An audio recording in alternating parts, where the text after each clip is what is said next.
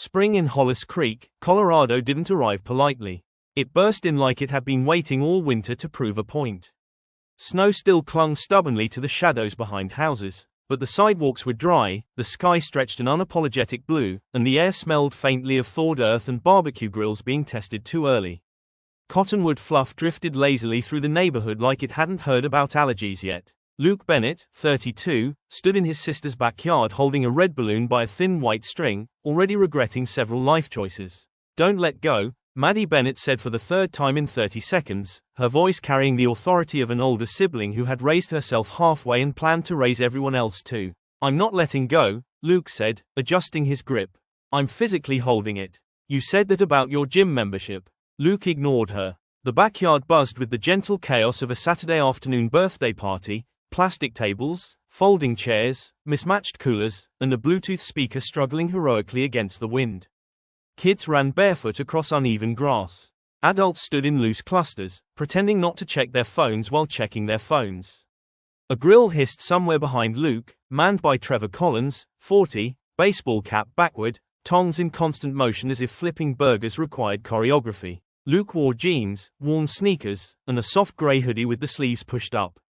He looked comfortable in the way people do when they've stopped expecting the day to be memorable. The balloon tugged gently upward. It wasn't special, just red, glossy, slightly translucent when the sun hit it right. But Luke watched it like it might suddenly reveal something about his future. Uncle Luke, Ethan Morales, 7 years old and vibrating with sugar, sprinted toward him. "Can I hold it?" Luke bent down, smiling. "You gotta promise not to." The wind chose that moment. A sudden gust swept through the yard, sharp and playful, knocking over a stack of paper plates and rattling the cottonwood branches. Luke's grip loosened, not dramatically, not even noticeably to anyone else. The string slipped. The balloon lifted. "No, no, no, no," Luke said, reaching, fingers brushing nothing but air. The balloon rose, slow and confident, as if it had always planned this escape. Silence hit the yard in waves. Ethan's mouth opened. Maddie froze. Trevor stopped flipping burgers. Someone gasped. Luke stared upward, hands still extended, watching the balloon drift higher, catching sunlight like a dare. Then Ethan laughed. A full, delighted laugh. "It's flying," he shouted. The tension snapped. Adults laughed. Someone clapped. The moment passed. Except for Luke. He couldn't look away. The balloon floated past the fence line, over rooftops, toward the open stretch of sky beyond the subdivision. It moved without urgency, without fear. Luke felt something unfamiliar tighten in his chest. He dropped the string. And without fully deciding to, he took a step forward. Then another. Luke jogged past the side gate, ignoring Maddie's voice behind him. "Luke, what are you doing?" "I'm just," he puffed, eyes locked upward.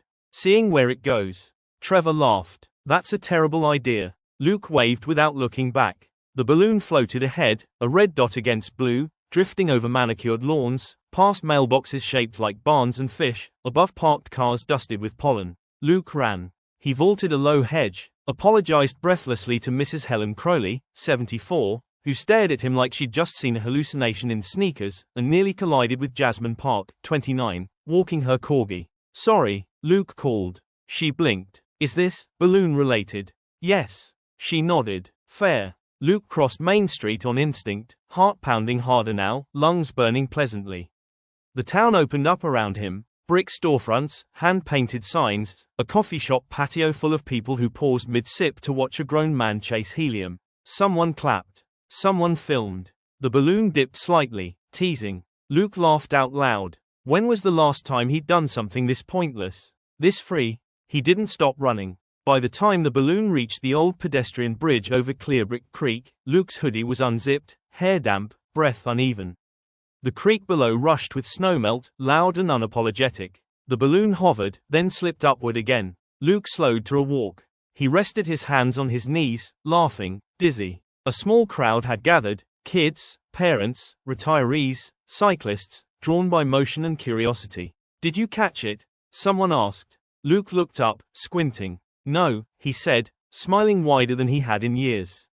"But I didn't mean to." The balloon drifted higher, smaller now. Luke straightened. And for the first time in a long while, he felt like he was exactly where he needed to be, even if he didn't know why.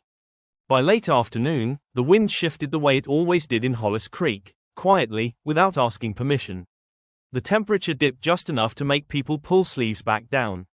Shadows stretched longer across sidewalks, and the blue of the sky softened into something less confident, more reflective. Spring was still young here. Nothing had settled yet. Luke Bennett stood near the pedestrian bridge long after the balloon disappeared. He wasn't waiting for it to come back. He knew better. Balloons didn't return once they chose the sky. But his eyes stayed lifted, following nothing now, just space. Open, uninterrupted space that made his chest feel oddly full. Someone cleared their throat behind him. "So," Maddie said, hands on hips, half smiling, half exasperated. That was new. Luke turned. His sister's ponytail had loosened, and there was grass on her sneaker. She looked tired in the honest way people did after hosting something they'd pretended would be casual. "I didn't plan it," Luke said. "I know," she replied. "That's the concerning part." They stood together, watching Clearbrick Creek push itself forward, brown with snowmelt, loud and alive. "That balloon," Maddie said, "was for a 7-year-old. Luke nodded. "I know. And you chased it like it owed you money." Luke laughed. "Also true." She studied him for a moment. "You okay?" Luke opened his mouth to give the automatic answer. "Fine. Good. Same as always." Instead, he said, "I don't know. But, better than before." Maddie didn't press. She never did when it mattered. Behind them, people dispersed slowly. Kids skipped stones. A cyclist waved. Jasmine Park stood nearby, Corgi tugging impatiently at the leash. "You lose something?" she asked. Luke smiled. "Yeah, and somehow gained a lot." She nodded like that made perfect sense. That evening, Luke sat on the back steps of Maddie's house while the rest of the party wound down. Paper plates stacked. Leftovers wrapped. The smell of grilled onions lingered in the cooling air. Fireflies blinked into existence like tiny punctuation marks. Luke scrolled through his phone. Someone had posted a video of him running. Caption: "When adulthood snaps and you chase a balloon." Thousands of views. Hundreds of comments.